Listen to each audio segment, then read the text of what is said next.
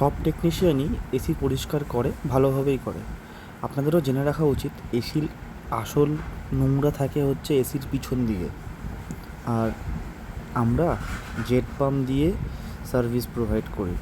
Foam সার্ভিসও অবশ্যই আছে। চেষ্টা করি ঘরে যাতে আপনাদের জল না পড়ে, নোংরা না হয়, সেক্ষেত্রে এরকম কভার দিয়ে আমরা সার্ভিস প্রোভাইড করি। আমরা অতি সূক্ষ্মভাবে নিজেদের যত্ন সহকারে আপনাদের প্রোডাক্ট নিজেদের মতন মনে করেই পরিষ্কার করি। দেখুন কত সুন্দর পরিষ্কার হয়েছে। পিছনটা আপনাকে ফার্স্টেই দেখিয়েছিলাম, কতটা সুন্দর গোল্ডেন ফিন্স বেরিয়ে গেছে। চলে আসলাম আউটডোরে। আমরা আউটডোর সার্ভিস করছি এবং টোটালটাই খুলে আমরা প্রোটেকশনের সাথে সার্ভিস করি। চেষ্টা করব আপনাদের দেখাতে, যদিও সম্ভব কতটা হয় জানি না, নোংরা কীভাবে বেরোয়।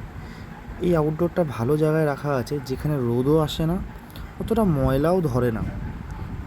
আপনাদের এসি যদি আউটডোরে থেকে থাকে, চেষ্টা করবেন একটা সামান্য শেড বা কভারে রাখার, যেখানে রোদটা কম লাগে। এতে কী হয়, টেম্পারেচার ডাউন থাকে এবং ভালো থাকে এসির কন্ডিশন।